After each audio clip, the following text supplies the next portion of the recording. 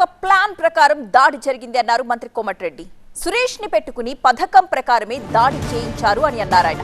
అత్యాచారం కేసులున్న rowdy sheeter ని ప్రయోగించారంటూ అన్నారు కోమటిరెడ్డి. కేటీఆర్ కేసీఆర్ ఫ్రస్ట్రేషన్ లో చేయించిన పనులు ఇవి అన్నారు. వరుసగా కేసుల ఉచ్చు బిగుస్తోందని భయంతో దాడులు చేయించారని, ఫోన్ ట్యాపింగ్ కేసు భయంతో కేసీఆర్ కుటుంబం ఉందన్నారు కోమటిరెడ్డి. కేసుల నుంచి దృష్టి మళ్లించడానికి బీఆర్ఎస్ కుట్ర పన్నుతోందన్నారు. అధికారులపై దాడులు జరిగిన చరిత్ర తెలంగాణలో లేదన్నారు కోమటిరెడ్డి.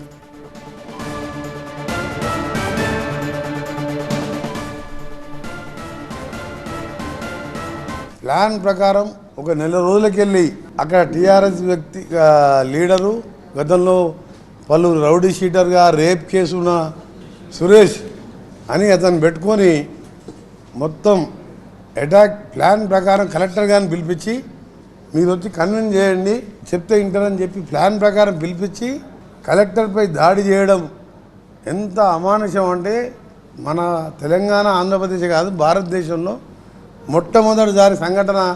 ఇవాళ కేసీఆర్ ఆయన కొడుకు కలిపి చేసిన ప్లాన్ ఎంత దిగజారిందంటే అయిపోయింది మా పని. ఫ్రస్ట్రేషన్లో ఒకవైపు F1 కేసులు, ఒకవైపు ఎలక్ట్రిసిటీ కమిషన్ రిపోర్ట్ ఇచ్చింది, ఎంక్వైరీ కమిషన్. దాంట్లో కేసీఆర్ నోటీసులు ఇస్తే ఆయన హైకోర్టు పోయి స్టే చేసుకున్నాం. ఒకవైపు కాళేశ్వరం కూడా రిపోర్ట్ సబ్మిట్ చేసింది. ఇక మొత్తం పార్టీ భవిష్యత్తు కాదు కదా, మా పర్సనల్ భవిష్యత్తు కూడా లేదు. ఈ ఫోన్ ట్యాపింగ్లో కూడా red corner notice, blue corner notice ద్వారా ప్రభాకర్ రావు గారు అక్కడ పాస్పోర్ట్ రద్దు అయితే ఆయనను కూడా రప్పించి ప్రయత్నాలు చేసి ఇక్కడ కొందరు మాజీ ఎమ్మెల్యేలకు నోటీసులు ఇచ్చి ఇక అందరూ కూడా జైలు పాలయ్యే సమయంలో ఈ దాడిలో నిన్న జరిగిన సంఘటన మన దానికి కారణం.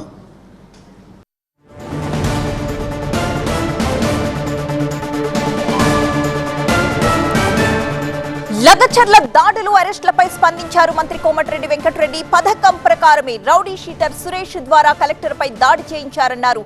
వరుసగా కేసులో ఉచ్చు బిగుస్తూ ఉండడంతో కేటీఆర్ కేసీఆర్ ఫ్రస్ట్రేషన్ లో దాడి చేయించారని, ఫోన్ ట్యాపింగ్, ఈ రేస్, కాళేశ్వరం విద్యుత్ ఒప్పందాల్లో ఆరోపణలు నిజమవుతున్నాయని, ఈ కేసుల భయంతోనే కేసీఆర్ కుటుంబం కుట్రలకు తెరతీస్తుందన్నారు మంత్రి కోమటిరెడ్డి వెంకటరెడ్డి. దానికి సంబంధించిన బ్రేకింగ్ న్యూస్ మనం చూస్తున్నాం. ఇప్పుడు లగచర్ల ఘటనపై కేసీఆర్ క్షమాపణలు చెప్పాలని డిమాండ్ చేస్తున్నారు కోమటిరెడ్డి. కేటీఆర్ వ్యాఖ్యలు దాడుల్ని ప్రోత్సహించే విధంగా ఉన్నాయని, కేసీఆర్ బయటకొచ్చి వెంటనే దీనిపై స్పందించాలి అంటున్నారు కోమటిరెడ్డి. ఇక్కడ ఉల్టా రౌడీలను పెంచి పోషించి కలెక్టర్లను కొట్టిస్తుందంటే అదొక పార్టీనేనా? నిజంగా కూడా కేసీఆర్ ఒకసారి మాట్లాడాలి దీని మీద. 10 ఏళ్ళు ముఖ్యమంత్రిగా ఉన్నప్పుడు నీ కింద 100 మంది 5 సార్లు పనిచేసాం. బయటకు వచ్చి బేషరతుగా కేసీఆర్ క్షమాపణ చెప్పాలి. కేటీఆర్ మద్దతు పలుకుతున్న ఉద్యమానికి అంటే ఇంకా కొట్టురు అన్నట్టు.